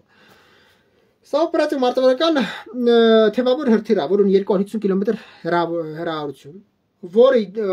տարբեր ռազմական օդանավեր Ադրբեջան զինված ուժերում, նաև օպերատիվ ռազմավարական հետախուզարարվածային անօթաչ թռչող սարքին, ինչպես են բայրակտար ակնջին, կարող են թևի տակ կրել եւ միանգամից ամենեք երկու հատ կարա արձակի։ Երկրորդ տիպը կոչվում է Սոմ B2, որի մարտագլխիկը ունիկալ մարտագլխիկ է, կոչվում է Broach Bomb Royal Ordnance Augmented Charge, հատուկ մարտագլխիկ է у которого лидирующий кумулятивный заряд, основной фугасный заряд. На энцкопав тирахи, детонирует кумулятивная часть, кумулятивная боевая часть, пробивает отверстие. Аранкից մտնում է հիմնական ֆուգասային մարտագլխիկը պայթում։ Սա էլ է ստեղծված մխրճվող օբյեկտները ոչնչացնելու համար։ Սրանով էլ չես կարողանալ իմ օբյեկտը ոչնչացնես։ Այսինքն ադրբեջանական կողմը իր ողջ արսենալը գործի, Թուրքիան իր ողջ զինանոցը գործի դնի, Թուրքիան ռազմաօդային ուժերը օդ բարձրանա, թուրքական կողմի ամենահզոր ավիառումբերը մխրճվող, ոնց որ իսրայելական, ուղղակի թուրքականացում կոչվում է NEB 84 թուրքական արտադրության։ Թուրքական կողմը վերցրել է նույն ամերիկյան ավիառումբը, որը кոչվում է Blue 109 Bomb Live Unit 109 կամ Blue Heavyweight կամ Blue 109B Bomb Live Unit 109B Heavyweight противобункерная проникающая авиабомба, бетонобойная авиационная бомба։ Իսրայելը կիրառում է ամերիկյան կողմի JDAM կոմպլեկտը Պոչին հետևի մասից մտցնում է JDAM կոմպլեկտը Joint Direct Attack Munition, որը արբանիներցիոն եւ արբանյակային կառավարող համակարգի հիբրիդն է, որը թույլ է տալիս կոորդինատներով գետ արբանյակային կառավարման համակարգիչները թիրախը խոցել ստացիոնար, վերգետնյա եւ ստորգետնյա։ Թուրքական կողմը իր կոմպլեկտն է հնարել, որը կցում է ամերիկյան ավիառումբերին, բայց նրանց մոտ կոչվում է NEB 84։ Հիմա իմաստը որն է։ Նրանց մոտ էլ այս ավիառումբը, որը իրանցիները ես բացատրեցի, Իսրայել չկարողացավ սրանցով իրանական այդ օբյեկտներին խոցեր ոչնչացնել։ Այնուհետև դեպքում իրանցիները սխալ են կառուցել։ Բայց այ իմ օբյեկտի ինչքան ուզում ես հարվածի։ Ոչ բան չի լինելու։ Իսկ իմ օբյեկտի ունիկալությունը հենց է, որ ես հատուկ նախագիծ եմ մշակել գիտականորեն հիմնավորված, ես այ մի քանի օր հետո կանցնեմ գիտական հիմնավորմանը,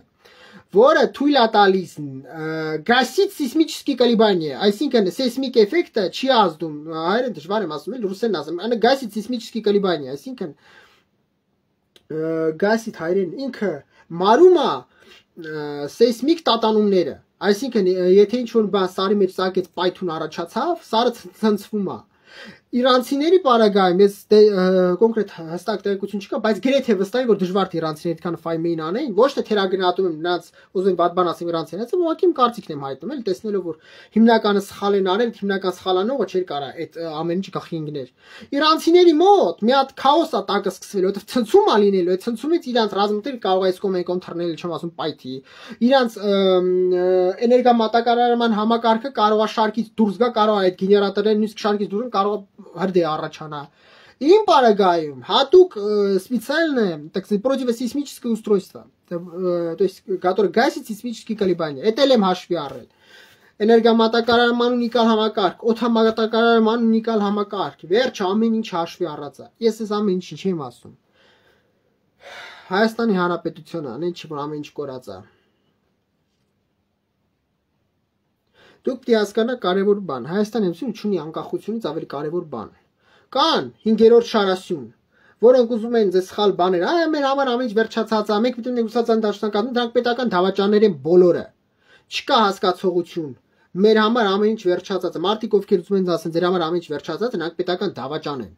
Ես դա տեսնում եմ ընդդիմադիր գործիչների մեջ։ Վայ, մեր վերջ, մենք վտտ, տենց բան չկա։ Միշտ է լուծում կա։ Եթե նման տրամաբանությամբ հայ 5-րդ Շարասյան ընդդիմադիր այդ քան գործիչների մտածելակերպով առաջնորդվեն, ուրեմն Իսրայել պետությունը չպետք է լինի 4 կողմից թշնամիներով շրջապատված 10 տասնամյակներ Իսրայելը հզորանում է, Իսրայելը հաղթում է եւ այլն։ Ինչի՞։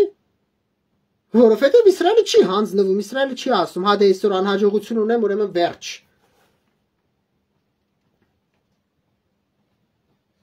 Միշտ հիշեք, լուծումը կա։ Չի կարելի ասել չկա։ Նայեք թալիբներին, ոչ պետություն ունեին, ոչ զինված ուժեր ունեին, բայց մարդիկ կարողացան հաղթանակ տորել։ Իրականություն է։ Այդ մաջախեդներին 80-ականների ոնց էին կռվում սովետական զինված ուժերի դեմ։ Լավ, վերջը նայեք, հələ մի հատ տարական բան եմ ասում, նայեք Խամասը ոնց է Իսրայելի դեմ ինչի այսօր կռվում։ Խամասը ամբողջությամբ ջնջված է, ջնջված, բայց այդ ջնջված հարին դեռ կռվում է։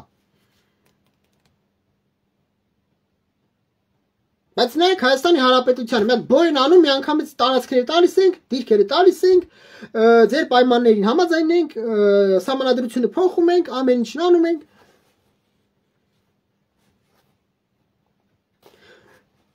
Պրիմիտիվ բան եմ ասում։ Խեզբոլլան իր Խեզբոլլահալով ահագի ենթակառուցվածքները ստորգետնյա ստեղծել։ Խեզբոլլան ստեղծել է զին պայեսնի ես ասում մասին բազմաթիվ անգամ YouTube-յան ալիքում եմ պատմում, մի անգամ Facebook-ում եմ, որ ստորգետնյա հսկայական ռազմաբազաներ է ստեղծել։ Ոչ պետություն է Խեզբոլլան, ոչ էլ Խեզբոլլան դա զինված խմբավորում է, այո, աշխարհի ամենամեծ զինված խմբավորումն է, հիմա էլ համարենք թե հիմա էլ, հա, որ ասում այո գրածել վայ-վայն է մնացել Խեզբոլլայի, բայց ինչ որ է։ Խեզբոլլան պետություն չի։ Խեզբոլլան Լիբանանի հանրապետությունում ընդամենը մի զինված խմբավորում է։ Բայց իր ստորգետնյա ենթակառուցվածքներն են։ Հիմա գրեիք հարց եմ տալ։ Հայաստանի Հանրապետությունը իր ողջ գիտական ներուժով եւ նյութատեխնիկական հնարավորություններով պետությունը Հայաստանի Հանրապետությունը վերջը միլիոնանոց բազմա միլիոնանոց փյուրք կա։ Հայաստանի Հանրապետությունը արդեն բան է, այդքան հնարավորություն չունի ինչքան Խեզբոլլան։ Տարական բան եմ ասում, իմ ասածը հնարավոր է ստեղծել, թունել կարում եք փորեք։ Հնարավոր է չի անես, փորել են չէ, թունել ինչ է Դիրիջանի։ Թունել չեք կարող փորեք, բայց դա էլ չեք կարողանում անել։ Ես դες ասում իմ նախագիծը ալտերնատիվ տարբերակ չունի։ Ես ուղղակի գիտեք ուր ժամը Եթե ես միացա սկսեցի թվարկել Ադրբեջանից սպառազինությունը, որը ծածկում է Հայաստանի ողջ տարածքը, ու նշանառության տակ է պամուկանան խոց է գետ ճշգրիտ գիշեր թե ցերեկը։ Ծխածածկույթի բարձ մեteorologիական եղանակային պայմաններում դրա վերջ չի գալու, դրա չեմ միանում։ Ուղղակի ես ասեմ, ադրբեջանական կողմը ասած ողջ տարածքը ծածկում է։ Եթե դու դա չարեցիր, քո ողջ զինված ուժերը ջնջվելու է մի քանի ժամում։ Ոչ թե նա որ ես պետական դավաճան է, վատ մարդ եմ նստել եմ այդ բոբոձեձե բաներն ասում, սա իրականություն է։ Իմ նախագծի ալտերնատիվը չկա, ուզում եք թռեք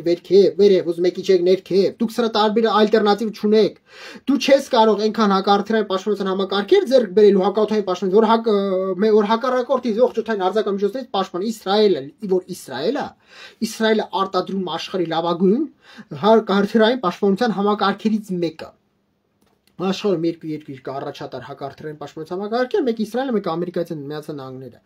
Իսրայելը արտադրում աշխարհի լավագույն հակաօթային պաշտպանության համակարգերից մեկը, ռադիոէլեկտրոնային պայքարի համակարգերից մեկը։ Իտո Իսրայելի օդը փակ չի, Իսրայելը չի կարողանում մարտոկոսով ակտիվ պաշտպանությամբ իր հարցերը լուծի։ Որովհետև ամեն զենիթարթրային համակարգ, զենիթարթրային համալիր, զենիթարթրաթնդանոթային համակարգ ունի սահմանափակ կանալնիստ։ Այսինքն, իմ շատ սիրել Հայաստանի զինված ուժերին որ կա, իմ շատ սիրել է զենիթարթրային համակարգերը, կոչված ԵՍԿ 330 կայեմ, տորեմ, 2 կայեմ, показательно, то есть 15 гаунтлет։ Զենիթպակետը դեռ զենիթպակետը զուր, ԵՍԿ 330 10 կիլոմետր հեռահարություն ունի, հայկական կողմը 10 կիլոմետր, ավելի ժամանակակիցն է, կոչված ԵՍԿ 330 10 կիլոմետր հեռահարություն ունի, 10 մետրից մինչև 10 կիլոմետր բարձրության վրա կարողանում թիրախը խոցի։ Հիմա միաժամանակ կարող խոցի 4 թիրախ։ Ոչ ավել, լավագույն դեպքում ամեն թիրախի վրա ուղղորդելով 8 զենթային կառավարվող հրթիռ։ Այսինքն նրա կանալնեստը սահմանափակ է, եթե հակառակորդը քո վրա բաց թողեց 20 հատ օրինակի համար օդային հարձակման միջոց, Դու չես կարողանում, դու 20-ից 4-ը որսացիր, բախտդ բերեց այս 4-ն էլ բաց թողեցիր 8 հատ իր боекомплекта. Իր, ну, у него боекомплект 8 зенитных упражнений ракет, боевой модуль DTM-331. DTM-334, боевой модуль, который называется DTM-334. Այդ 8 հատ զենթային կարորդիրը արձակեցիր 8 հատ 8-ային հարձակման միջոց խոցեցիր։ Պրծավ։ Նախ боекомплекта պրծավ, դու էլ զենթային կարորդիրներ չունես։ Քեզ էլ կարան դրել այդ հակաօթային պաշտպանության համակարգին կանան խոցել, ոնց որ ադրբեջանցի կողմը 44 օրը պատերազմ ժամանակ արել։ Դու էլ ավել չես կարա։ Հակառակորդը 20 հատ է բաց թողել, դու 8-ն ես խոցել։ Վերջ։ Դա վերաբերվում է բոլոր զենթարտերեն համալիրներին, զենթարտերեն համակարգերին։ Ավելին տարական բան ասեմ, Ադրբեջանությունը ունի Ռուսաստանի Դաշնությունը ռազմավարական դաշնակից Հայաստանից են։ Ադրբեջանի Հանրապետությունը երկար տարիներ առաջ այն ժամանակ երբ որ պրոիշխանաբանը նախկին իշխանություններն էին, խոսքը 2008 թվականի մասին է, վաղ նախկին իշխանություններն են, էլի, որ չասեն, վայ հակառուսական քաղաքականությունը դրա համար են ռուսներն։ Ոչ, տարական բան եմ ասում, 2008 թվականին Ադրբեջանից ծախել են, գիտեք ինչ։ Երկու դիվիզիոն S-300 ПМУ-2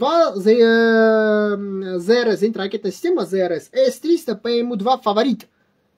35R62 показка НАТО SA-20D Gargoyle-D. Կիրառումը 48-6-2 զենթային կարողություններ, 200 կիլոմետր հեռահարություն ունի։ Սա ծախել է Ռուսաստանի Դաշնությունը, Բաքու քաղաքի հիմնական հակաօթային մասամբ հակարդարային պաշտպանությունը ապահովում են այս երկու դիվիզիոնները,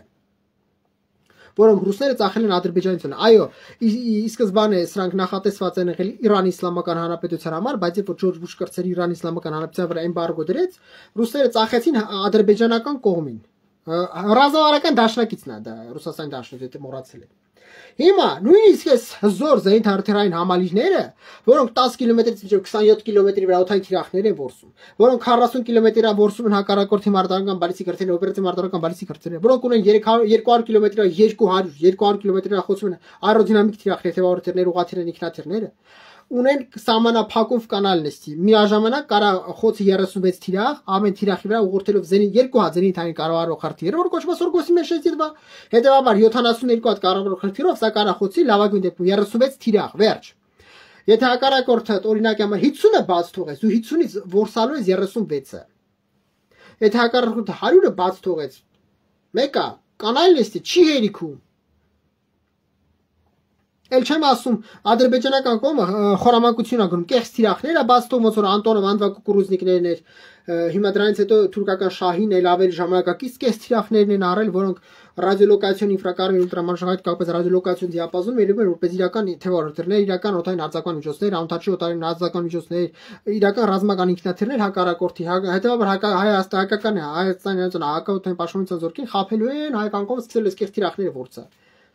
Էլ չեմ ասում կեղծ թիրախների պարագայում ընդհանրապես քո հարցեր լուծված են, դու կեղծ թիրախները ոնց ոնց ես պատմի ուկրաինացիները ոնց է ռուսներին անում, եւ ռուսները կեղծ թիրախները որսում ուկրաինացիները ղրիմ ջնջախում են, չուզում են։ Հիմա իմաստն ինչու՞ է կայանում։ Այս ամեն ինչը ակտիվ պաշտպանությունն է, որը Հայաստանի Հանրապետության համար իրատեսական չի։ Արեք բնականաբար պիտի առնեք զենթարտերային համակարգեր, զենթարտերային համալիրներ, առեք, լավ եք անում, ակաշն եք առնում, Հնդկաստանի Հանրապետությունը լավ եք անում, ես չեմ ասում մի առեք։ Արեք երկիրը պիտի ունենա հակաօթային պաշտպան, երկիրը պիտի ունենա զենթարտերային համակարգեր, զենթարտերային համալիրներ, զենթարտերաթնդանոթային համակարգեր, զենթաթնդանոթային համակարգեր, երկիրը պիտի ունենա ռադիոէլեկտրոն պայքարի, այդ ամենը պիտի ունենա, բայց դա ակտիվ պաշտպանությունն է։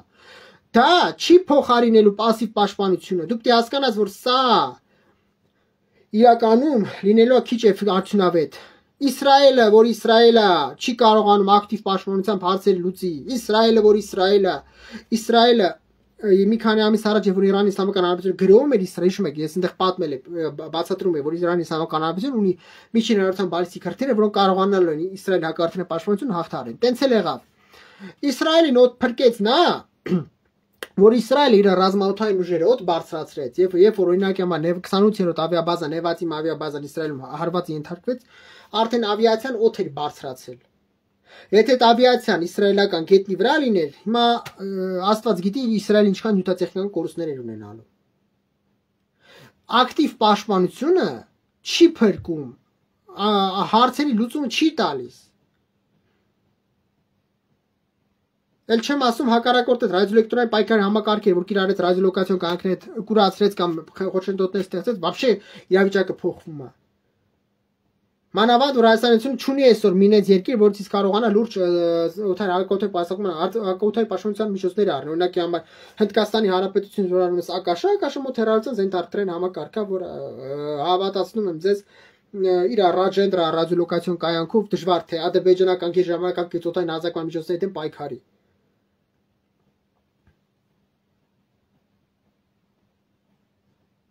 Իսկ ավելի լուրջ երկրներ όπως Ֆրանսիա, Հանրապետություն եւ այլն, նախ Իսպան կարող է չծախեն, երկրորդն էլ աշխարհում քիչ երկրներ կան, որ լուրջ հակաօթային հակարդային պաշտպանության համակարգերն արտադրում։ Դրանք էլ այն ձևի գներ են, նախ առաջինը քաղաքական բաղադրիչից երբ դժվար ամեն մեկը Հայաստանից սպառազինություն չի ծախի։ Երկրորդը Հայաստանությունը դժբախտաբար հապկի անդամ երկիր է, Ռուսաստանի Դաշնության ռազմական դաշնակից ունի, դժբախտաբար, պայմանագիր ունի։ Դրա համար Հայաստանությունը եվրոպական ամեն երկիր չի ծախելու։ Ռուսաստանի Դաշնությունը ինքը չի ծախում, Ռուսաստանի Դաշնությունը ինքը էսպայրի ունակ չի զինված ուժերը սնուցի, մանավանդ ռուսական հակարդային պաշտպանությունը զիջում են արևմտյան, օրինակ իսրայելական, ամերիկյան հակարդային պաշտպանության համակարգերին։ Ռուսները ունեն լավ հակաօթային պաշտպանության համակարգեր, բայց հակարդային պաշտպանության համակարգն անց մոտ կաղում է։ Հիմա ռուսները դա ուզեն անել քեզ չեն կարողանում վաճառել, դրանց իրանց ռազմավարությունը իրանց զինված ուժերի հարցերը չի լուծում։ Ուկրաինացիները նույնիսկ օպերատիվ ռազմական խորհրդի վրա խոցում ռուսական ռազմական օբյեկտները, որ չացնում, ռուսները իրանց հարցը չեն կարող լուծել։ Քեզ չեն ծախելու։ Դու էլ փող չունես, որ առնես, դու ունես Հայաստանություն ունի խիստ սակավ բյուջե։ Մտածենք ալտերնատիվը իմ ասածն է, пассив պաշտպանությունը փորում է սարերի մեջ թունելներ, ենթակառուցվածքի քո ռազմական ողջ ենթակառուցվածքների կարևոր բաղադրիչները մտցնում ես այնտեղ մտցնում ես, ստեղծում ես ռեզերվային պետական կառավարման կետեր։ Դա վերաբերվում է ռեզերվային օրինակի համար, չգիտեմ, քաղաքապետարան, ռեզերվային քաղաքապետ։ Դա արվում է համար, որ երբ հակառակորդը ամբողջ կրակային հզորությամբ թիրախների սկսեց գրոհել, ոչնչացնել։ Դու քո պետությունը շարունակի գետնի տակ ֆունկցիոներվեց, աշխատի։ Պայսներից բացի, վառելիքակսուկային պայսներից բացի, ռեզերվային հիվանդանոցներից բացի, դու պետք է ամեն ինչ ունես, ապաստարաններից բացի, որ ամեն բանում պետք է համեք քաղաքի մոտ լինեն, սենց ապաստաններ ստորգետնյա, որպեսզի մեծ քանակությամբ մարդկանց կարողանան ընդունեն։ Բացի դրանից, որ կարող է Իրանի իսլամական միջուկային օբյեկտին հարվածեն, ռադիացիան ի վերջին եթերում մի ասում, չեմ կրկնել նոր։ Ապաստարանները նաև դրա համար են, ապաստարանները կարած նաև եթե ամաթնորորտի աղտոտվածություն լինի, քիմիական միջուկային զենքի օբյեկտներին հարվածեցին Իրանի իսլամական մթնորորտը աղտոտվեց, հասարակությանը կանց մսլեց այդ ստորգետնյա պաշտպանիչ իսկի մոտ ունիկալ պաշտպանիչ համակարգերը, որ օդամատակարարում է պաշտպանում է, ունիկալ ֆիլտր վենտիլյացիոն ուստանովկի։ Պատմել եմ, հիմա չեմ նստել նորից ասեմ, արդեն ես 2 ժամը եթերում չգիտեմ։ Այս ամեն ինչ ալտերնատիվ տարբերակ չունի։ Իսկ սա հնարավոր Հայաստանություն ուզում եք ասեք բանը, ուժ չունի թունել փորի, հնարավոր է Սփյուռքից բերել համապատասխան մասնագետներ, հնարավոր է բերել նյութատեխնիկական միջոցներ։ Հայաստանի Հանրապետությունում բանը պրոբլեմ աշխատուժի։ Մարդկանց տարեք Լեռնային Ղարաբաղից ինչքան մարդ է եկել առանց աշխատանքի։ Բոլորին վերցրեք, ներգրավեք այս աշխատանքների մեջ վարձատրության հիմունքների վրա։ Համ աշխատատեղ կունենաք, համ էլ դա այն է, որ են չի որ քեզ կվաճառեն, չեն վաճառի, թանկ է, ժանա։ Դա քո ձեռից եկած բան է, դու կարաս այդ թունելները փորձ։ Եթե դու Ֆրանսիայի Հանրապետությունից Սամպտե զենթարտրայինը համալիրը կարող ֆրանսիացիները քեզ չծախեն, արաբել 30 ռադիոլոկացիոն կանքներով, աստր 30 հակարդներով զենթան կարող արդյունքներով Ֆրանսիա դա միլիոնանոց, բազա միլիոնանոց սպառազինություն է, միշտ դրա համար հաշվարկներ պատրաստես քո սպաներին, քո ենթասպաների, Ֆրանսիայի Հանրապետությունը քեզ կծախի թե չի ծախի, Ֆրանսիայի Հանրապետությունը ունակ այդ զինատեսակի հիմա արտադրի էքսպորտի համար։ Եթե անունակ արտադրի էքսպորտի համար ինչքան ժամանակ կտևի, մինչև իր զինված ուժերը մտցնի, քոննել քեզ էլ ուղարկի։ Սրանք հարցեր են։ Միջև դու կստանաս, հարցը կստանաս թե չի կստանաս, իսկ որ ստացա, բացատրեցի, որ ադրբեջանական կողմի գեր հզոր կրակային հարձակման միջոց Նախիջևանի ինքնավարությունից խփելու են, Ադրբեջան տարածքից խփելու են, անիմաստ է։ Պետք է առնես, անպայման պիտի լինի, բայց իրականում քիչ արդյունավետ է լինելու։ Իսկ իմ ասածը, արդեն քանի ժամ եմ ասում, ինչքան ուզում է խփեն, չեն կարողանալու ոչնչացնել, չեն կարողանալու, ինչքան ուզում է խփեն։ Իրանց սաղ զինատեսակներին օգտագործեն, ինչքան ռազմավթերք ունեն, ոչ մի բան չեն կարողանալու անել։ Սա ես չեմ ասում ինձ գովազդելու համար։ Այս տարբերակին ալտերնատիվ չկա, այդ ինչ որ մեկ ավելի ունիկալ բան գիտի։ Գրեք իմ Facebook-յան էջում, ես մեծ սիրով կծանոթանամ։ Հարգելի ընկերներ, գրեք, եթե հետաքրքիր է թե չէ, եթե կկիսվեք, շնորհակալ կլինեմ։ Իդեպ նրանց ովքեր կցանկանան իմ YouTube-յան ալիքին օգնել, եթե ուզում եք օգնեք, աջակցեք իմ YouTube-յան ալիքին դրամական, իմ YouTube-յան ալիքի տակ ռեկվիզիտները կան, ինչպես կարելի է դրամապես աջակցել իմ YouTube-յան ալիքին, որպես կանոն շարունակել եմ գործողությունը, եթե ֆինանսապես կաջակցեք իմ YouTube-յան ալիքին, շնորհակալ կլինեմ։ Հույսով եմ եթերը հետաքրքիր էր։ 30 վայրկյան ես ես եմ գրեք եթերը հետաքրքիր էր թե չէ, հույսով եմ այսքան ժամ ձեզնից հենց այնեն չտարայ, ամեն դեպքում ես շատ ուշ ժամի մտա։ Կես գիշերին եթերը կխնդրեմ կիսվեք, եթերը կտարածեք, շնորհակալ կլինեմ, ինչքան շատ մարդ նայի, այնքան երևի ավելան, ինչքան հասարակական կարծիք, այնքան ավելի մեծ ասում կազդի հասարակական կարծիքի վրա, բոլորդ շնորհակալ եմ, որ դիտում եք, կբաժանորդագրեք իմ Facebook-յան ալիքին, Telegram ալիքին, շնորհակալ կլինեմ, շնորհակալ եմ հարգելի Գոր Վարդանյան, շնորհակալ եմ շատ, բարի գիշեր, շնորհակալ եմ բոլորիդ։ Օ, հարգելի Սմբատ Հովանեսյան, շատ շնորհակալ եմ հարգելի Սմբատ Հովանեսյան, շնորհակալ եմ բոլորիդ, որ նայում եք, բարի գիշեր, շնորհակալ եմ հարգելի ընկերներ, բոլորին բարի գիշեր։